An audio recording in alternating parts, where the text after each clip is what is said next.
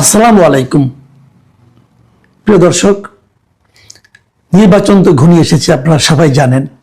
এখন নির্বাচনে কে কি করেছে না করেছে, কার কি করা উচিত না উচিত, এগুলো নিয়ে আলোচনার সময় আর নাই। সবাই তো যার যার মতো কাজ করছে, মানুষের কাছে যাচ্ছে, মানুষের কাছে ভোট চাচ্ছে, কারো কারো বডি ল্যাঙ্গুয়েজে নানা ধরনের আত্মবিশ্বাস ফুটে উঠছে, কেউ কেউ কথার ফুলঝুরি ছোটাচ্ছে, নানা কিছু হচ্ছে। এর মধ্যে শেষ বেলায় এসে নানা ধরনের প্রিডিকশনও হচ্ছে, মানে ভবিষ্যৎবাণী বলতে পারেন, অথবা কে কেমন মনে করছে, কে কয়টা জিততে পারে, এগুলো নিয়েও নানা আলোচনা চলছে। আমি নিজেও একাধিক প্রিডিকশন করার চেষ্টা করেছি, এবং আমি এটা একটা খেলার মতো, অনেকটা এর উপর নির্ভর করবেন না। বাট আমি নিজে, আমার সঙ্গে বিভিন্ন জেলা পর্যায়ের লোকজনের সঙ্গে কথা হয়, আমি নিজে থেকেও কিছু কথা বলেছি, আরো কিছু কথা বলবো। আমি এই নির্বাচনের আগে আগে হয়তো আরো একবার এই ধরনের একটা প্রিডিকশন দেব। হাতে তো আছে আর দুদিন মাত্র। তো আজকে আমি হাতে কিছু পেয়েছি। আমাকে বেশ কিছু সরকারি সংস্থার কাছ থেকে কিছু আমি প্রেডিকশন পেয়েছি, সেগুলো দিয়ে আমি কিছু কথা বলবো। আবার ধরেন একটা জাতীয় দৈনিক, তারাও তাদের বিভিন্ন জেলা প্রতিনিধিদের দিয়ে একটা জরিপ মানে একটা ধারণা পাওয়ার চেষ্টা করেছে যে কোন দলে কতটা জিতবে। তো কি পেলাম আমরা? দেখুন, আমি সরকারি সংস্থার যে জরিপগুলো যা পেয়েছে, যে ধারণাটা পেয়েছে, সেটা আপনাদের একটু বলি। আমি তারা বলছে যে এই 300টা আসন তো হবে না, 298টা আসনে ইলেকশন হচ্ছে, দুটো তো বাদ আছে। এই 298টা আসনের মধ্যে তাদের বিবেচনায় বিএনপি জিতবে 150টা, জামাত জোট, বিএনপি হবে জোট না খেলে বিএনপি এককভাবে জিতবে 150টা আসনে, জামাত জোট জিতবে 70টা আসনে, স্বতন্ত্র জিতবে 55 জন। এটা কিন্তু একটা সিগনিফিকেন্ট। স্বতন্ত্র তারা কেন 55 জন বলল? আপনাদের মনে আছে নিশ্চয়ই যে বিএনপির কিন্তু বিদ্রোহী প্রার্থী আছে 79 জন। এই 79 জন প্রার্থী যারা আছে বিদ্রোহী, এদের মধ্যে আমার হিসাবে, আমি যতটুকু হিসাব করে দেখেছি, প্রায় ধরেন আপনার 42 থেকে 45 জন এরা খুবই স্ট্রং ক্যান্ডিডেট। এরা হয় নিজেরা জিতবে অথবা অন্য কাউকে জেতাবে। যদি নিজে জিততে নাও পারে, বিএনপির ভোট তারা এতটাই কাটবে যে ওখান থেকে হয়তো জামাত অথবা অন্য কেউ বেরিয়ে যাবে। বিএনপি এই যে তাদেরকে নিয়ন্ত্রণ করতে পারে না, এই 79 জনকে নিয়ন্ত্রণ করতে পারে না, আমি মনে করি বিএনপির একটা বড় রাজনৈতিক ব্যর্থতা। তারা এমন লোককে নিয়ে রাজনীতি করেছে যারা দলের স্বার্থকে ইগনোর করেছে। এমন লোককে নিয়ে করে তারা দলের স্বার্থটা বুঝে নাই, মানতে চায় না, দলকে অসম্মান করেছে এই লোকগুলো। তো এত লোক নিয়ে বিএনপি রাজনীতি করতো কিভাবে? এটা আমার কাছে একটা রহস্য লাগে। আপনি নিশ্চিত থাকেন যারা বিদ্রোহী হয়েছে এদের অনেকেই এই দলের কেন্দ্রীয় অনেক নেতার সঙ্গে সুসম্পর্ক এখনো বজায় রাখছে, এবং ওখান থেকে এমন আশ্বাসও তারা পেয়েছে যে তারা নির্বাচিত হলে তাদেরকে আবার দলে ফেরত নেওয়া হবে, এবং এটা হবে। এইগুলো এই ধরনের দলের আওয়ামী লীগ, বিএনপি এটা অতীতে বহুবার হয়েছে। এবারই গত 24-এর যে অগাস্টের পর বিএনপি যাদেরকে কয়েকদিন খুব বহিষ্কার করলো না, এই বহিষ্কারে কিন্তু শেষ দিয়ে এই গত নভেম্বরের দিকে এসে কিন্তু অনেকে পাইকারি হারে আবার কিন্তু বিএনপি ফেরত নিয়েছিল। আমি তখন বলেছিলাম যে এই পাইকারি ফেরত নেওয়াটা কেন ইলেকশনের আগে? এতে কিন্তু মানুষের কাছে একটা ভুল মেসেজ যাচ্ছে।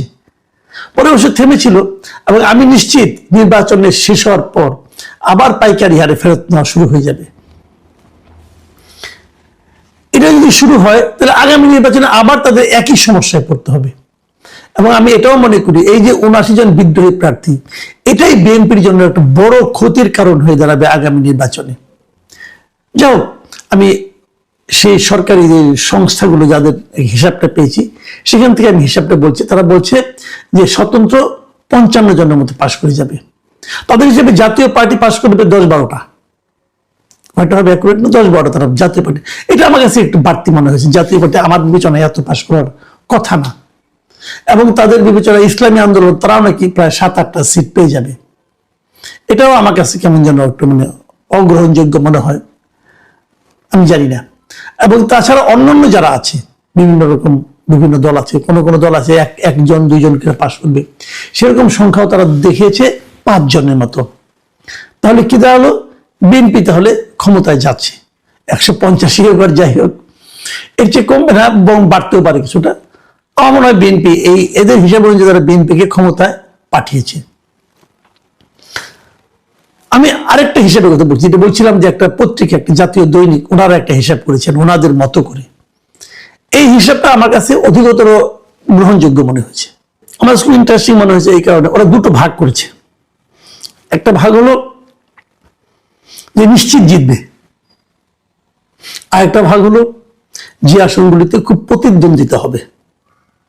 তাদের হিসাবে 88টা আসনে বিএনপি কোন রকম প্রতিদ্বন্দ্বিতা না করেই জিতে যাবে। 88টা, 88। এই আসনগুলিতে বিএনপিকে কোনো ধরনের প্রতিদ্বন্দ্বিতারই মুখোমুখি হতে হবে না। এরকম ভাবে জামাত জিতবে 51টা আসনে, কোনো ধরনের প্রতিদ্বন্দ্বিতা নাই, তারা মোটামুটি নিশ্চিত তারা 51টা আসনে জিতে যাবে খুব ইজিলি। আর 17টা আসনে স্বতন্ত্র প্রার্থীরা জিতবে। স্বতন্ত্র মানে ওই বিএনপি বিদ্রোহীরা 17টা আসনে তারা নিশ্চিতভাবে জিতবে। এখানে তাদের সঙ্গে অন্য কোনো প্রতিদ্বন্দ্বিতা হবে না, সেটা বিএনপি হোক জামাত হোক, কেউ তার সঙ্গে ফাইট করতে পারবে না। তারা এনসিপিকে দিয়েছে 2টি আসন, এই 2টি আসনে এনসিপিও বেশ আরামের সঙ্গেই জিতে আসবে। আমার ধারণা সম্ভবত এই দুটো, একটা হাতিয়ার আব্দুল হান্নান মাসুদ আর একটা হাসনাত আব্দুল্লাহ হতে পারে, আমি শিওর না, তো আমার ধারণা তাই হবে। আমি শিওর হলে এখন বলবো না আর কি, তবু বললাম এই দুটো। তাদের হিসাবে জাতীয় পার্টি জিতবে 4টা আসনে, এগুলো একদম নিশ্চিত। এছাড়া এর বাইরে অন্যান্য বিভিন্ন দলের থেকে 4 জন প্রার্থী তারা জিতে আসবেন। এরা এই পত্রিকাটার বিভিন্ন করসপন্ডেন্ট যারা আছেন তাদের সঙ্গে কথা বলে তারা যেটা বের করেছেন। আমার ধারণা আরো অনেক পত্রিকা কাজ করছেন, যদি এটা মিলে যায় আমি নির্বাচনের পরে পত্রিকাটার নামও বলবো আপনাদেরকে। এবং তাদের হিসাবে এই যে বললাম না কঠিন প্রতিদ্বন্দ্বিতা, তার সংখ্যা হলো 132টা আসনে। 132টা আসনে কঠিন প্রতিদ্বন্দ্বিতা হবে, এটা তারা মনে করে। মানে এই 132টা আসনে আসলে ডিসাইডিং ফ্যাক্টর হবে। এই 132টা আসনে যারা জিতবে, যারা ভালো করবে, তারাই আলটিমেটলি সরকার গঠন করবে। তার মানে এই 132টা আসন থেকে বিএনপি যদি 62টা আসন পেতে পারে, তাহলে কিন্তু তাদের 150 হয়ে যায়। খুব সিম্পল কিন্তু। কাজে আর এই 162টা থেকে 132টা থেকে জামাতকে পেতে হবে 99টা আসন।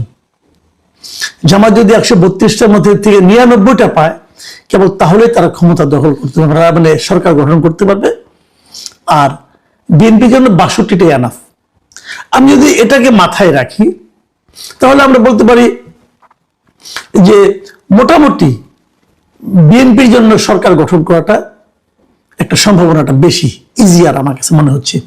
কারণ 132টা আসনে মধ্যে থেকে জামাত ইসলাম মানে 99টা আসন জয়ী হয়ে যাবেন, এটা আসলে একটু কঠিন হয়তো বা হবে। কিন্তু আমরা সব মিলিয়ে যেটা দেখলাম, যে আপনি যেমন ধরা যাক, আমি একটা কথা বলি, প্রায় বলি আমি, যে গত 24 অগাস্টে সরকার পতন হয়েছিল। নির্বাচনটা যদি 24 ডিসেম্বরে হতো, তাহলে বিএনপিকে কিন্তু এত হিসাব নিকাশ করতে হতো না। কিন্তু 6 মাসের মাথায় না হয়ে, 4 মাসের মাথায় না হয়ে, 1.5 বছরের মাথায় হওয়াতে বিএনপিকে কিন্তু একটু হিসেব নিকাশের মধ্যে পড়তে হচ্ছে। কারণটা কি? এটা হলো আমার মূল প্রশ্ন, কারণটা কি? যত দিন গিয়েছে বিএনপির জনপ্রিয়তা কেন কমলো? এই বিষয়টা নিয়ে কি বিএনপির নেতৃবৃন্দ ভেবেছেন একবার? কেন তাদের জনপ্রিয়তা কেন কমলো? কারণ হলো দুটো। এই দুটো কারণ আমি উল্লেখ করতে চাই এই কারণে যে এখান থেকে বিএনপির নেতৃবৃন্দেরও কিন্তু উপলব্ধি করা প্রয়োজন আছে যে কেন তাদের জনপ্রিয়তা কমলো।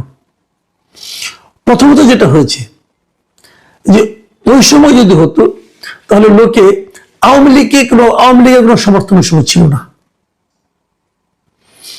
আওয়ামী লীগের যে দুঃশাসন ছিল সেটার কারণে আওয়ামী লীগের সমর্থন খুবই কম ছিল।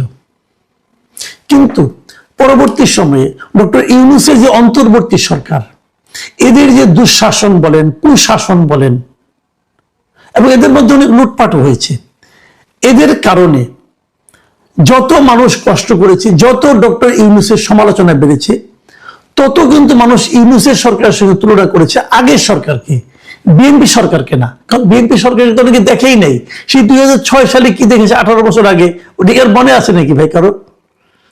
কাজে যত এই সরকারের অপশাসন হয়েছে, যত এই সরকারের নেগেটিভ ইমেজ বেড়েছে, তত মানুষ কিন্তু আগের সরকার মানে আওয়ামী লীগ সরকারের কথা ভেবেছে, এবং সেটা তখন এই সরকারের ব্যাড ইমেজটা যে ভর করেছে বিএনপির উপর। এর হলো একটা দিক। আর দ্বিতীয় দিকটা হলো অগাস্টের পর থেকেই বিএনপির সারা দেশে, বিএনপির বিভিন্ন স্থানীয় পর্যায়ের নেতা কর্মী এবং সমর্থকদের নানা ধরনের তাণ্ডব চলেছে। বিএনপি হাজার হাজার লোককে বহিষ্কার করার পরও সেই তাণ্ডব থামাতে পারেনি, এখনো চলছে। এখনো সারা দেশে যত চাঁদাবাজি হয়, এখনো খুচরা মুচরা যত চাঁদাবাজি হয়, ফুটপাতেও যে চাঁদাবাজি হয়, সেটা কিন্তু জামাতের লোক করে না, বিএনপি লোকজন করে। তাদেরকে বিএনপি থামাতে পারেনি। মানুষের মধ্যে একটা ধারণা তৈরি হয়েছে যে ক্ষমতায় আসার আগে যখন এটা শুরু করেছে, ক্ষমতায় গেলে না জানি কি করবে। কেন করছে চাঁদাবাজি তারা? এখানে একটা ইন্টারেস্টিং ইনফরমেশন কিন্তু আমি আছে, অনেকে আমাকে বলেছে যে তাদের এই চাঁদাবাজি করতে অনেক ক্ষেত্রে নেই, কোনো কোনো ক্ষেত্রে জামাতের লোকজন বহু উৎসাহিত করেছে যে তোমরা চাঁদাবাজি করো, আমরা তোমাদেরকে সারা দেশের মানুষের কাছে তোমাদের অপকর্মের খবরগুলি ছড়িয়ে দিই। এটা হচ্ছে জামাতের স্ট্র্যাটেজি। এই স্ট্র্যাটেজিকে কেউ কেউ হয়তো ঈর্ষা করতে পারেন, আমি কিন্তু অপছন্দ করি না। তারা তো চাইবেই প্রতিপক্ষকে ঘায়েল করতে। বিএনপির ওই সমস্ত নেতাকর্মীরা মাথা মোটার মতো উল্লেতে ঝাঁপিয়ে পড়েছে, তার তাৎক্ষণিক অর্জনটাকে বড় করে দেখেছে। এটা কিন্তু বিএনপির জনপ্রিয়তা দিন দিন কমিয়েছে। তারেক রহমান দেশে ফেরার পর এই নেগেটিভ দিকটাকে তারা একটু কভার করার চেষ্টা করেছে। এখন তারা এই জন্য একটু অগ্রসর হতে চেষ্টা করছে।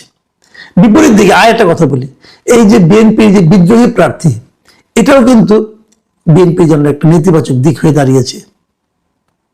সব মিলিয়ে আগামী নির্বাচনে কি হবে, কিভাবে কি হবে আমরা বলতে পারবো না, আমরা দেখব। আবার ধরেন অনেকে হয়তো এই কথাও বলবেন যে এই যে জামাতের এতটা অগ্রসর বানাতে দেখা যাচ্ছে, যে জামাত আগে 7-8% কখনো ভোট পেত না, এবার তারা এত ভোট কেন পাবে? এটা কিন্তু ওই কারণে যেটা আমি এতক্ষণ ব্যাখ্যা করলাম। কিন্তু তারপরে অনেকে বলছেন যে বিএনপির ভোট তো অনেক, তাকে কি এই জামাত যদি তার ডাবল অথবা আপনার 3 ডাবল হয়ে যায়, মানে 3 গুণ হয়ে যায় ভোটের পরিমাণ, তবু তো বিএনপি থেকে অনেক দূরত্বে থাকে। এটা হলো গণিতের হিসাব, কিন্তু ভোটের হিসাব সবসময় গণিতকে অনুসরণ করে না। এই সামনের দিন কি হবে আমরা জানি না। আমরা একটা সম্ভাব্য একটা আলোচনা চেষ্টা করলাম আপনাদের সঙ্গে, আপনারাও এটা নিয়ে ভাবুন। আগামী 2 দিনের সময় আছে, 2 দিনের মধ্যে হয়তো আমি আরো একটা জরিপ, যে জরিপে আমার নিজস্ব অবজারভেশন থাকবে বেশি, সেরকম আপনাদেরকে দেওয়ার চেষ্টা করব। এখন এ পর্যন্তই। আল্লাহ হাফেজ।